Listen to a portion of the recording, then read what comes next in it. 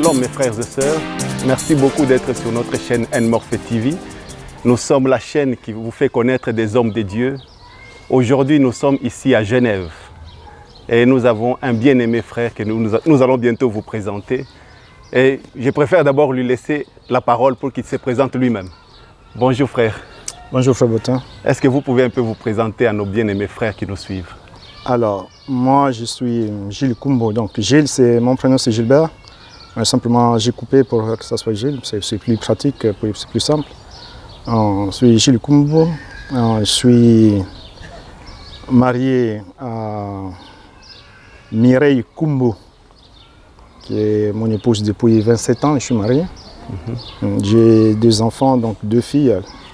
La première c'est Adassa Kumbo, qui est là à côté. Donc ma première fille c'est Adassa Kumbo, donc d'ailleurs elle filme là à côté. Et puis j'ai une deuxième, Eliana Odelia Kumbo. Donc nous habitons à Genève depuis 22 ans que nous sommes à Genève. Merci beaucoup. Merci beaucoup. Ouais. Alors frère Gilles, nous avons une question un peu à vous poser parce que nous voulons vous connaître un peu plus. D'accord. Donc c'est depuis quand vous êtes devenu un chrétien? Bon, pour parler un peu, d'une manière un peu brève, c'est depuis 89. Donc j'ai cru au Seigneur Jésus-Christ depuis 89 à Kinshasa. Et puis je me suis fait baptiser comme parce qu'à l'époque j'étais dans les groupes de prière. Et dès là, on a évolué, c'était à Limba, je ne me trompe pas, hein. C'était à Limba. Et une année après, je crois que je suis parti en Angola. Je suis parti en Angola en 1990. Et là, nous avons, disons, je prends le langage de cette époque-là. On a continué à servir Dieu là-bas. J'ai fait partie d'un groupe de prière dont j'étais prédicateur aussi. Donc depuis 90, j'ai commencé à prêcher. Donc, non, 91, si je ne me trompe pas, oui. Depuis 91 en Angola, j'ai commencé à prêcher. Et puis, en dehors du groupe de prière, nous faisions partie de l'Assemblée de Dieu, donc l'église pentecôtiste en Angola. Là aussi, j'étais prédicateur. Et si jamais, j'ai chanté aussi dans une chorale. Chanté aussi dans une chorale. Et là, nous avons commencé à encadrer les jeunes. Et d'ailleurs, c'est par là que j'ai rencontré mon épouse aujourd'hui, Mimi. Nous avons évolué là-bas. Et puis, les choses ont évolué aussi. Et à tel point que je suis donc en 92, je suis arrivé ici en Europe. Et en Europe, j'ai créé une église qui existe jusqu'à aujourd'hui. C'était quelque part ici en Allemagne. C'est moi qui ai commencé cette église-là. Et nous avons travaillé avec un frère, donc Aimé, qui venait d'ailleurs de la Suisse, qui nous aidait un peu, donc avec Estelle. Et là, et jusqu'à aujourd'hui, en fait, l'église a grandi d'ailleurs, donc ça est devenu vraiment une très grande église. En Allemagne? En Allemagne, oui. Okay. Ouais. Et puis, des années passant, donc, je me suis retrouvé dans un autre pays aussi. Là aussi, j'ai commencé, je n'ai pas commencé parce que j'ai trouvé un groupe de jeunes là, quelque part, des prières quelque part. Et puis, je ne sais pas comment ils ont su que j'étais prédicateur, donc ils m'ont donné la responsabilité de conduire cette église-là. C'était en 1995. Et tellement que j'aimais, parce que moi, j'aimais être pasteur, voilà. Et je me préparais déjà pour faire une école biblique, pour que j'aie vraiment les diplômes, les titres pastoraux. Mais Dieu a connu les choses différemment. Pendant que j'étais en train de chercher une école pour que je puisse m'inscrire pour faire les cours bibliques, c'est là où il y a un frère d'ailleurs en passant, c'est très intéressant parce que en fait, pendant que nous étions dans cette église que je conduisais, il y a un frère qui venait, qui partait, et il venait sans savoir qu'il était, à l'époque, on appelait les pasteurs branhamistes. Donc, il venait, il assistait à nos réunions. Curieusement, sa femme ne venait pas, mais lui, il venait quand même. Sa femme venait quand même. Et sa femme ne venait pas, mais lui venait toujours. Et après, j'ai appris qu'il était pasteur, branhamiste. Moi, je ne savais pas, je ne connaissais pas ces histoires de branhamistes. Comme j'ai appris qu'il était pasteur, donc c'était normal que moi, Branham, ça ne me disait rien, mais ce qui m'intéressait, c'était le monsieur était pasteur. D'ailleurs, j'ai nommé son nom, et aujourd'hui il est en Belgique, frère Yuna. Ce qui m'a frappé dans cet homme, c'était son humilité. Et quand on a su, parce que j'avais un frère avec qui je travaillais, donc son nom aussi c'est Gilbert, son prénom, qui est aujourd'hui au Canada, il m'a dit qu'au fait, ce monsieur, il était branhamiste. Hein, il m'a montré un peu les défauts du branhamisme et toutes ces choses-là, mais je n'étais pas trop convaincu. Donc moi, je savais que cet homme-là, il était un pasteur, donc il fallait lui donner quand même la parole. Et je n'ai jamais oublié cela. Il est venu une fois, il nous a prêché la porte étroite. Alors là, il nous a démolis. Il nous a entièrement démolis. Alors, il nous a démolis. Et après la réunion, il est parti. J'ai fait faire une réunion avec tous les responsables qui travaillent avec moi. On a pris une décision qu'on ne va plus l'inviter de prêcher. Et c'était vraiment une animosité contre lui. Mais ce qui m'a frappé, malgré cela, il venait quand même.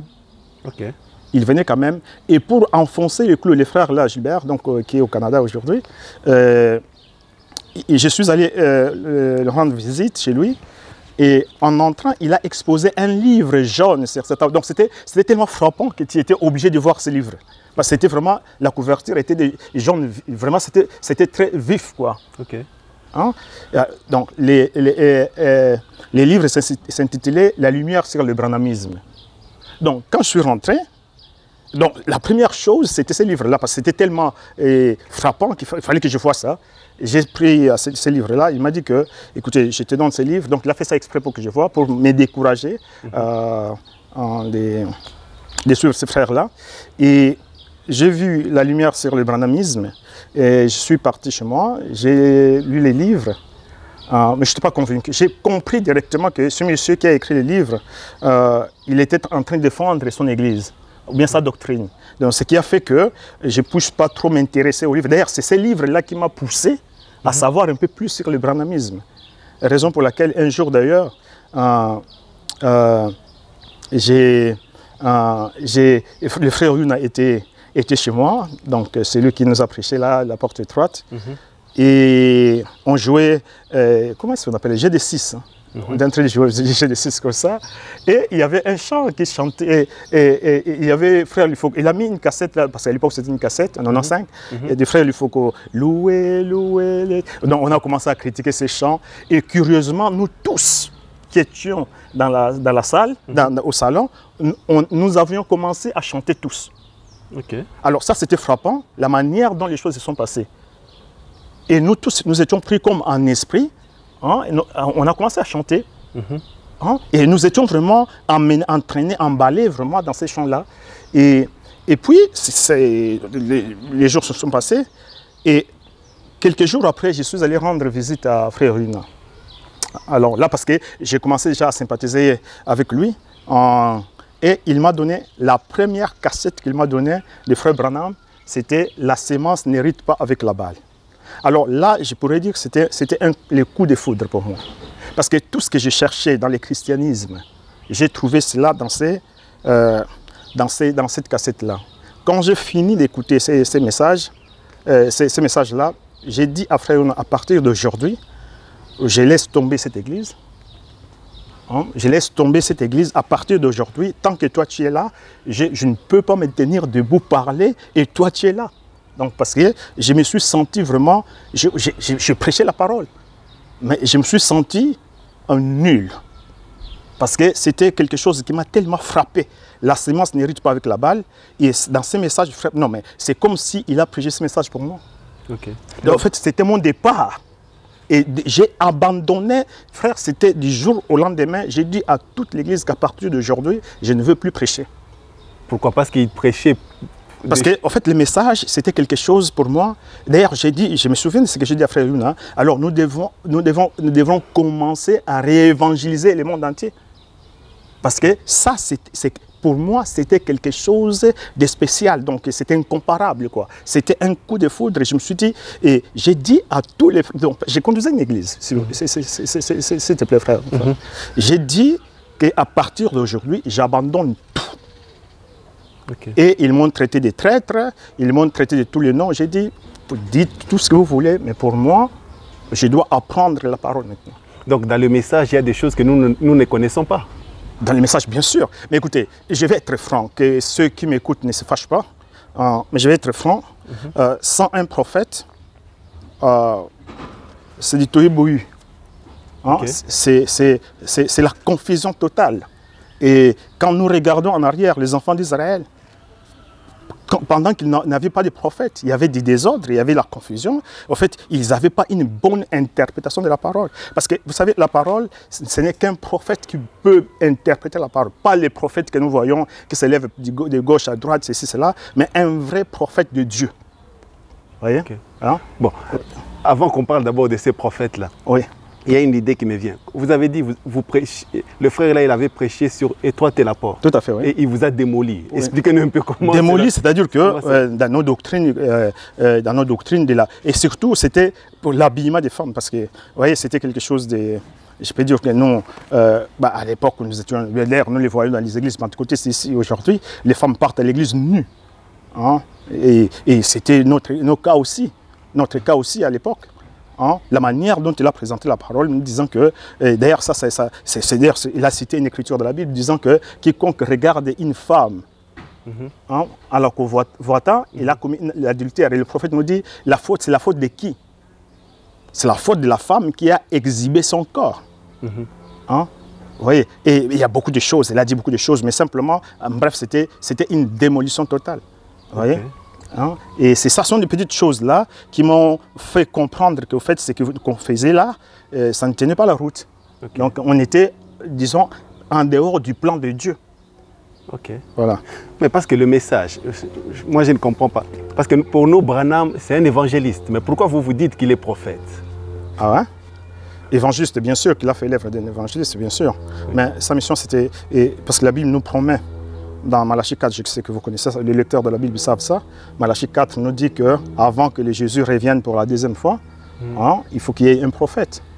Vous voyez? Et c'est vrai que les gens disent que quand Jésus, quand il a parlé avec les disciples disant que est-ce que Élie il est déjà venu, il a dit que Jésus a dit que bien sûr qu'il est déjà, il est déjà revenu. Attends, il a parlé d'Élie, quelque chose comme cela, n'est-ce pas? Et quand les gens disent que c'est Élie-là que nous attendions, Jésus a dit qu'il était déjà venu. Oui, bien sûr.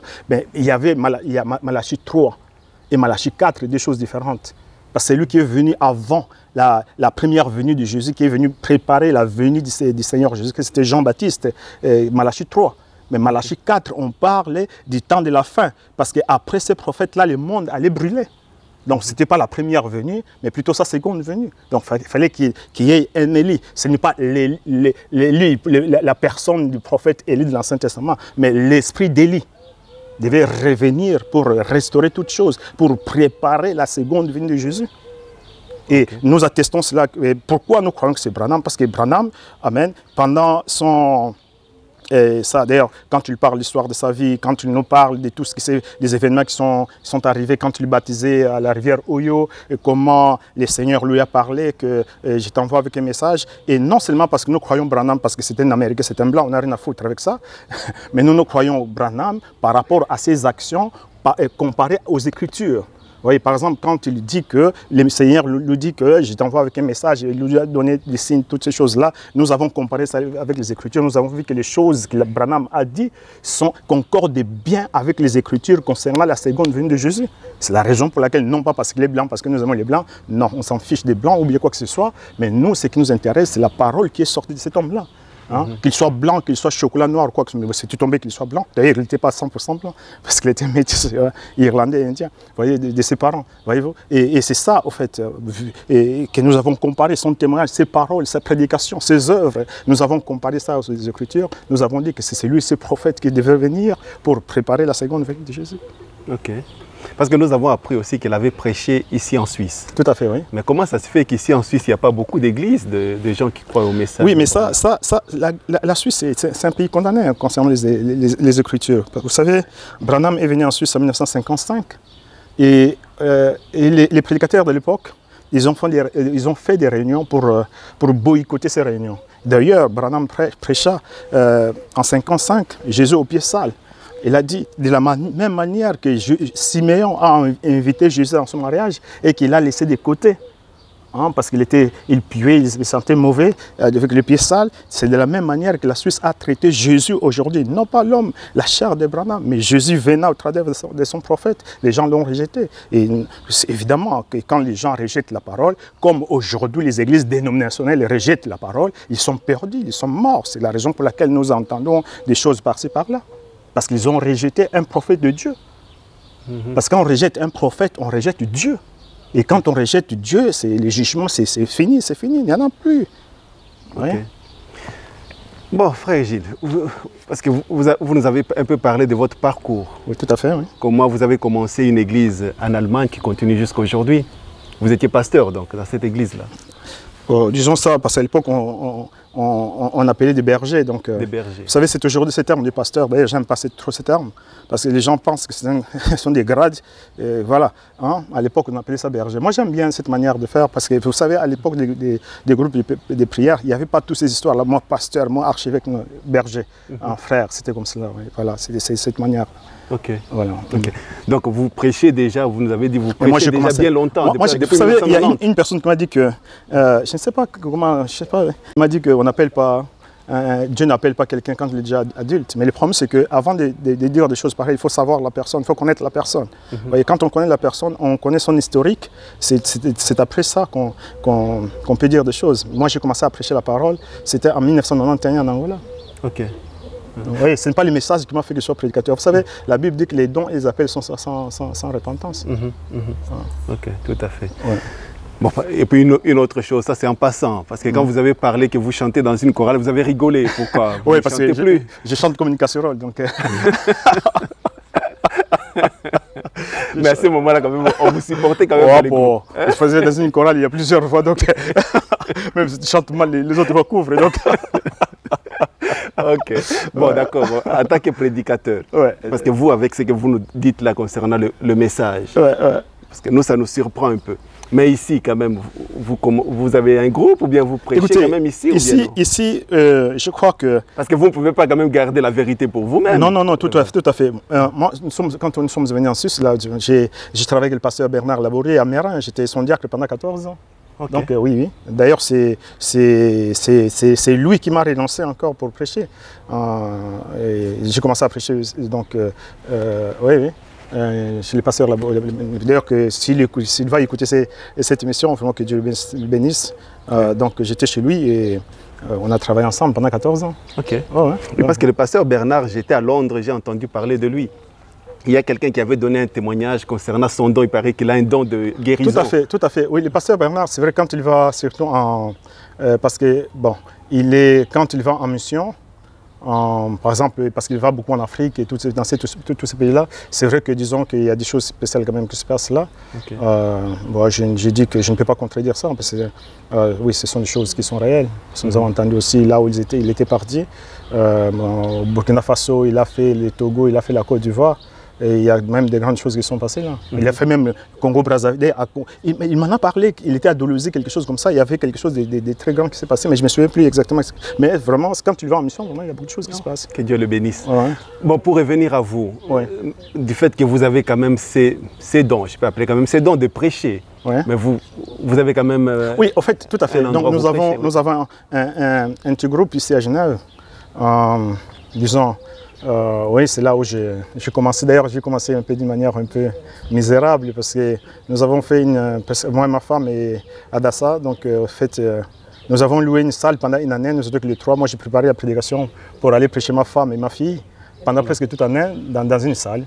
Ok, ici à Genève? À Genève, bien sûr. Il y a ma fille qui jouait au piano et moi, j'ai conduisais les chants. Et quand je finissais de conduire les chants, Adassa allait se soir avec mon épouse et puis j'ai commencé à les prêcher.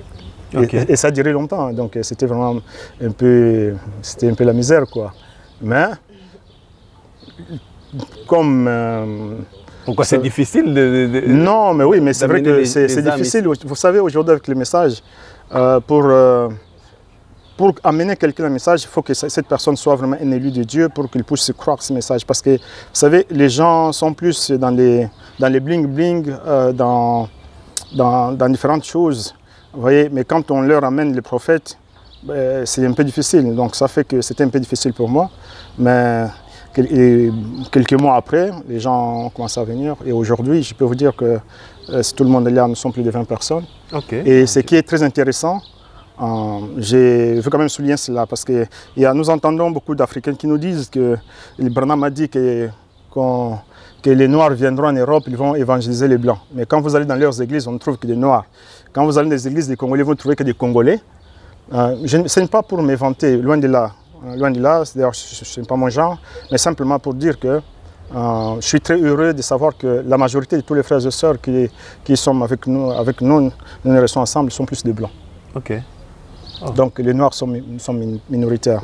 Donc je suis quand même content de souligner cela parce que on entend beaucoup de choses, mais nous sommes contents de dire cela, que plus sont des Blancs que nous les Africains.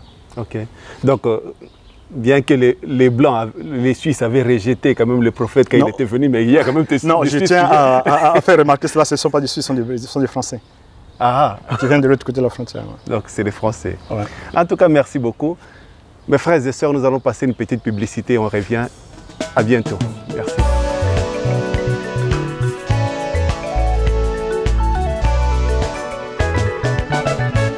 L'album NMorph TV présente l'album Expérience de chacun. Pasteur Botin Ndala. L'album Expérience de chacun. Expérience de chacun.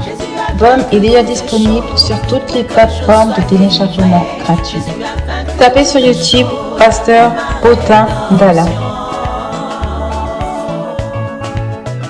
Vous trouverez des titres comme Fils de l'homme,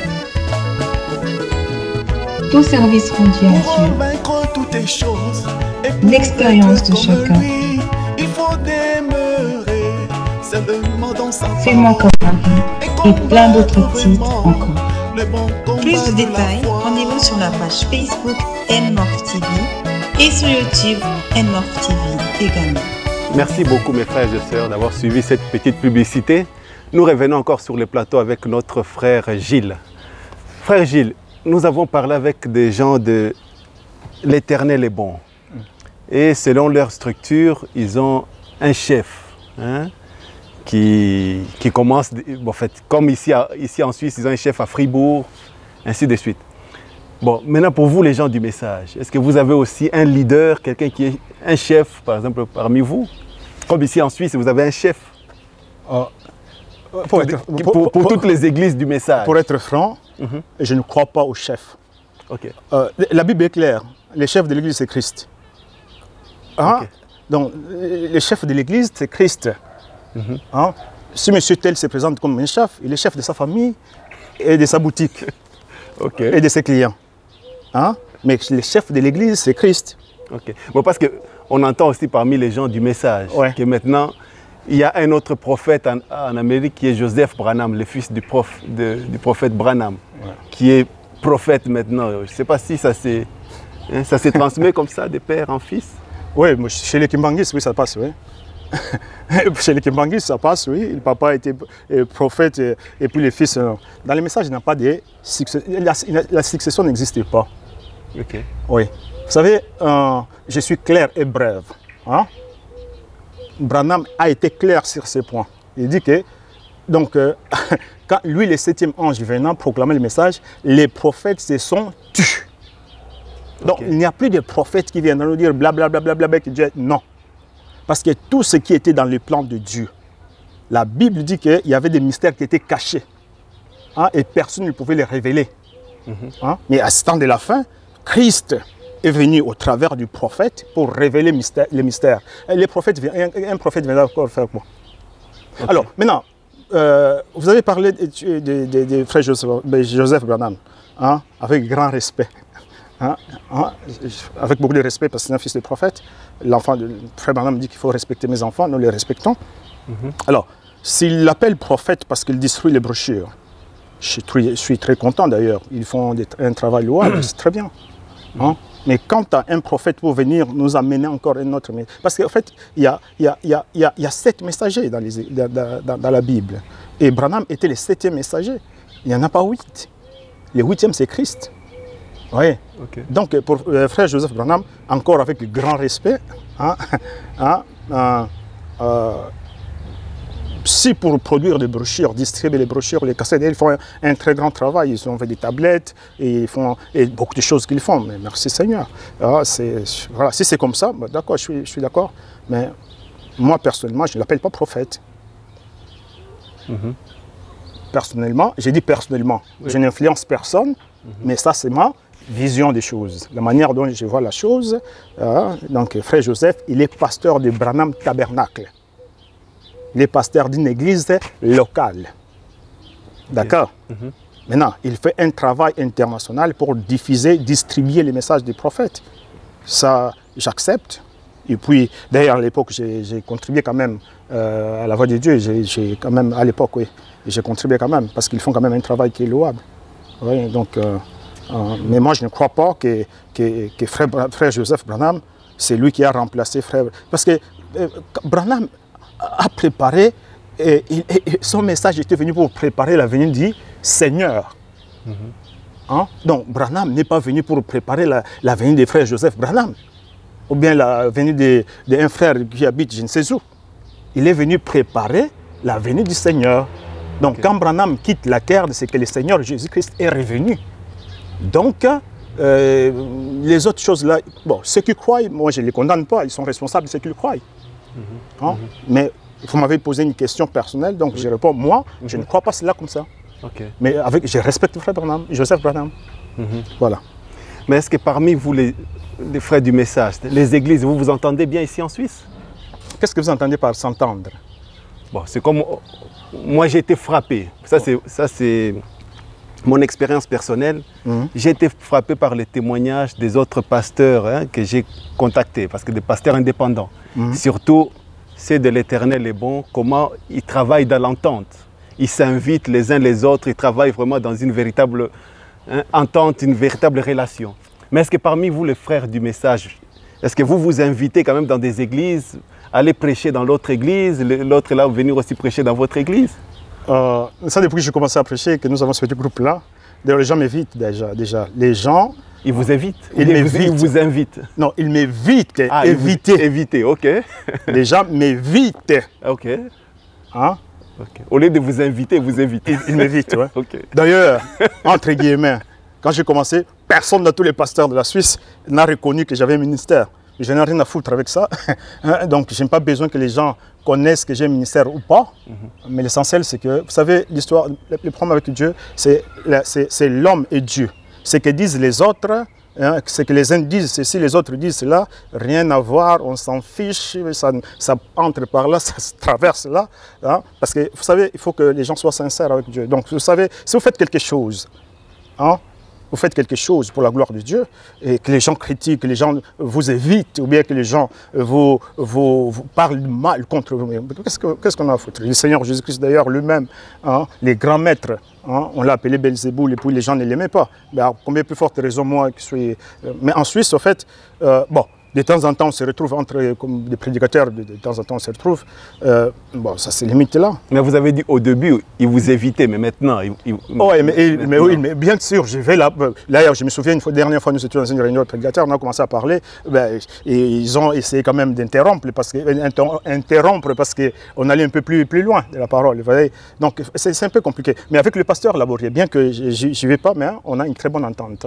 Ah oui, on s'appelle... Oui, c'est un bon pasteur. On mange... Je ne dis pas que je ne partage pas, je ne dis pas que l'un est bon, l'autre est mauvais. Mais non, mais moi, lui, je les connais. Bon, pour moi, c'est lui. Disons, pasteur Bernard, je peux dire quelque part, on a quand même vécu pendant 14 ans, on travaillait ensemble, donc on est quand même habitués, bien qu'il y avait quand même quelques frictions, mais bon, on a mis les choses sur la table, et puis voilà. On s'appelle, et puis une fois il est venu à la maison. Donc voilà, c'est ça. Hein? Mais là, vous avez parlé des réunions des prédicateurs, mais on parle des églises, là où ils vous invitent dans leur église pour prêcher. Écoutez, ne cherchez pas de polémique.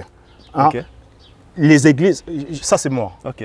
ça n'engage que moi. Ok. Je ne crois pas aux structures des églises d'aujourd'hui. Ok. Ça veut dire quoi? C'est-à-dire que les églises 4 murs là, un monsieur qui est là, qui est chef de tout le monde, je ne crois pas à ça.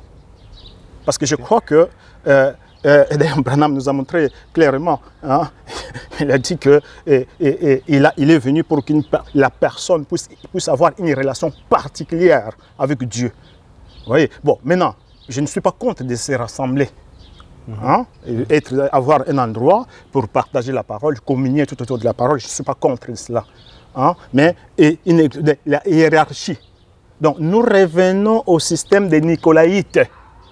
Parce qu'aujourd'hui, les églises du message, je parle des églises du message, c'est eux qui choisissent la femme que le frère doit épouser. C'est lui qui doit faire tout pour le frère. Bon, il est resté peut-être pour aller lui dire comment faire les enfants. Mais bon, il y en a quelques-uns qui font cela. Mais je crois que, vous savez, ils se sont établis comme chefs, des patrons. Mais ça, c'est quelle église? Parce que ça, on n'a jamais entendu. Non, je ne parle pas. On a invité beaucoup de pasteurs. Je nomme pas une église quelconque, mais ça, je parle en général. Bon, peut-être une minorité, pas en général. Écoutez, la majorité, on n'entend pas ça. Moi, je ne vais pas m'expliquer. J'ai dit, ça m'engage que moi. Okay, et ça, c'est la manière de voir les choses. Okay. Vous voyez? Parce que moi, je crois qu'aujourd'hui, avec le message que nous avons, parce qu'il n'y a pas d'excuse, mon frère. Vous voyez, aujourd'hui, chaque frère, chaque sœur a une opportunité. Je crois que depuis que le monde existe, jamais que le monde a eu cette opportunité aussi. Aujourd'hui, nous avons Internet.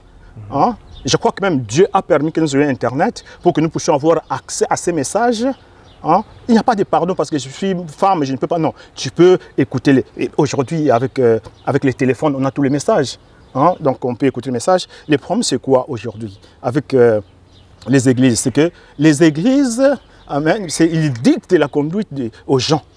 Vous voyez? Voyez? Mais l'homme, les frères, la sœur, elle-même, elle doit creuser la parole, elle doit lire la parole. On ne peut pas se limiter à ce que les pasteurs nous disent. Parce que le pasteur a une certaine vision de la parole. Vous voyez? Et il amène son église à cette vision-là. Mais je crois qu'un vrai croyant, moi j'aime bien à l'époque de Paul, les croyants, d'ailleurs ils les appellent les chrétiens de Béret. Les chrétiens de Béret, ça c'est louable. On ne voit plus ces choses-là aujourd'hui. Ce n'est pas qu'ils n'avaient pas confiance à Paul. Ils savaient que Paul c'était un apôtre, c'était un envoyé de Dieu. Mais après la prédication, ces chrétiens-là allaient chez eux vérifier ce que Paul avait dit. Mais aujourd'hui, les gens vont dans les églises comme des moutons. Les pasteurs commencent sans même finir la phrase « Amen, Amen ». Mais oh, c'est quoi ça? Aujourd'hui, c'est pour cela que, comme tu as commencé les polémiques, on va aller dans les polémiques. Vous voyez, c'est pour cela qu'aujourd'hui, il y a tellement que Jésus est venu, Jésus n'est pas venu, les seaux sont ouverts, ne sont pas ouverts, les tonnerres, ceci, cela. J'ai écouté une petite vidéo d'une sœur, je ne sais pas si c'était en Afrique quelque part comme ça. Et cette sœur s'est plaignée. Elle dit que nous ne comprenons plus à quel sens se vouer. Tantôt un frère qui vient quelque part, il prêche que Jésus est venu. L'autre frère dit, il casse tout cela, non, il n'est pas encore venu. Donc, vous voyez, c'est ça. Oui. Alors, vas-y. Merci beaucoup, frère. Mes frères et sœurs, nous sommes une chaîne interdénominationnelle. Nous sommes là pour accueillir les hommes de Dieu. Donc, le propos de chaque pasteur, ça n'engage que lui. Oui, j'ai bien dit ça. Oui. Donc, nous sommes là pour essayer de partager la parole avec vous qui nous suivez. Donc, nous apprenons beaucoup de choses. Moi aussi, j'apprends ici sur le plateau. Alors, peut-être si je continue avec le frère, nous parlerons encore une autre fois. Je préfère me limiter là pour aujourd'hui, pour avoir une occasion de continuer la prochaine fois. Parce que si nous continuons tout aujourd'hui, on risque de dormir ici. Alors, frère Gilles, avant de finir, est-ce que vous avez un dernier mot à dire à nos frères et sœurs qui nous suivent? Je ne sais pas, dernièrement, il y a tellement de mots à dire, des choses à dire. Alors, pour nos frères et sœurs, bon, je ne sais pas comment dire, disons, voilà. La seule chose que je peux dire aux frères et sœurs qui croient en William Aaron Branham comme leur prophète, dont je crois aussi, je leur conseille d'étudier la parole. Vous savez, aujourd'hui, je crois qu'il y a Daniel qui a dit que quand le livre sera ouvert, l'intelligence augmentera. L'intelligence, c'est le savoir. Vous voyez? Donc aujourd'hui, parce que ce que nous remarquons, quand quelqu'un soulève une pensée ou bien une parole quelconque, l'autre, au lieu d'apprendre, il vient pour casser ce que la personne a dit. Mais moi, ce que je conseille aux frères et sœurs, c'est qu'ils puissent étudier le message de Frère Branham. Ce n'est pas seulement écouter une bande. Nous tous, nous faisons. Vous savez, l'écoute des bandes, c'est un peu dommage, quoi. Mais nous écoutons, nous tous. Ce n'est pas une doctrine, d'ailleurs. Ça ne devrait pas être une doctrine. Mais l'écoute des bandes, ça doit être quelque chose de normal pour un croyant. D'écouter son prophète, c'est très important. Vous voyez. Maintenant, moi, ce que je leur demande, c'est qu'ils puissent creuser, étudier la parole. C'est-à-dire, quand ils voient quelque part, quelqu'un peut-être a donné une citation qui est contraire à ce que la personne croit, il faut qu'ils prennent cette citation-là. Aujourd'hui, avec les moteurs de recherche du message, vous pouvez comparer, vous pouvez voir des choses. Voyez, c'est ce que je conseille vraiment vivement à tous nos frères et sœurs qui nous écoutent, de sonder les Écritures. Frère Branham dit que si vous voulez éviter la tribulation, vous devez creuser la parole. Et quand on creuse, vous savez, quand on cherche de l'or, moi j'en ai cherché, l'or on ne trouve pas ça sur la surface. Il faut souffrir, il faut creuser. Vous savez, nous on restait parfois des journées entières dans une chambre étudiant la parole. Vous voyez, on s'est consacré pendant vraiment beaucoup de temps. Parce que quand on dit que Jésus-Christ est venu, ce n'est pas parce que pour plaire aux gens, non. C'est parce que nous avons trouvé ça dans le message. Quand nous disons que l'enlèvement c'est du passé, nous croyons cela parce que nous avons trouvé ça dans le message. Moi, quand quelqu'un poste une citation pareille, je ne veux pas rejeter parce que si je rejette cette citation-là, donc je rejette le prophète qui l'a dit. Parce que quand on croit à un prophète, nous devons croire à tout ce que le prophète a dit. Ça, c'est pour les frères du message. Maintenant, pour nos frères et sœurs, je ne sais pas comment les appeler pour qu'ils ne se fâchent pas, qui sont encore dans les églises dénominationnelles, de tout ceci, cela, je vous dis une chose. La Bible dit dans des Chroniques 20-20, confiez-vous à Dieu et vous serez affermis, et confiez-vous en ses prophètes et vous réussirez. Moi, je crois qu'il faut, dans les pays, dans la ville et partout, il faut qu'on cherche un vrai prophète. Et quand vous voyez un vrai prophète qui vient conformer à la parole, accrochez-vous à lui. C'est parce qu'il est la réussite. Et aujourd'hui, frères et sœurs, c'est vrai que vous allez me voir un peu trop peut-être raide ou bien trop carré. Mais la grâce de Dieu, parce que nous entendons la grâce de Dieu, Dieu fait grâce. Dieu, comment va frère? Oh, Dieu fait grâce. D'accord, ok, Dieu fait grâce. Mais la grâce de Dieu pour nous aujourd'hui, c'était William Aaron Branham, le prophète de Dieu. Frères et sœurs, c'est par amour pour Christ que je vous dis ces choses ici. Sans prophète, vous êtes morts. Vous pouvez crier, prier, faire tout ce que vous voulez, mais vous êtes morts. Parce que c'est le prophète qui montre la voie. Il est la lumière de l'âge. Voyez, moi je vous invite, si vous entendez parler, je ne vous dis pas de suivre un homme Branham, parce que lui-même a dit qu'il n'a invité personne à faire une église à son nom, ou bien à le suivre en son nom. Mais suivez Christ au travers de son prophète. Et je crois que vous serez éclairés, et je crois que vous serez bénis, et je crois qu'il y aura beaucoup de confusions qui vont disparaître. Parce que Seigneur vous bénisse. Mais frère Gilles, avant de finir, parce que peut-être une dernière question. Oui. Parce que vous nous avez parlé du message, pour que nous, qui n'avons pas la connaissance que vous avez du message, nous puissions nous y adhérer, mais plus les défauts que vous avez montrés à ceux-là qui sont déjà dans le message, est-ce que ça ne nous découragera pas, nous, à venir dans le message? Ce ne sont pas les défauts. Ce ne sont pas les défauts, parce que dans la parole, il n'y a pas... Ou les de... remarques. Et ce ne sont pas des défauts, je viens, parce que dans la parole, il n'y a pas de défauts. Ok. Vous voyez, si nous sommes tous unis à Elohim, okay. Elohim c'est Dieu, n'est-ce pas? C'est l'éternel. C'est l'éternel. Or, Elohim, ça signifie l'ensemble des Eloa. Donc, tout fils prédestiné est un Eloa.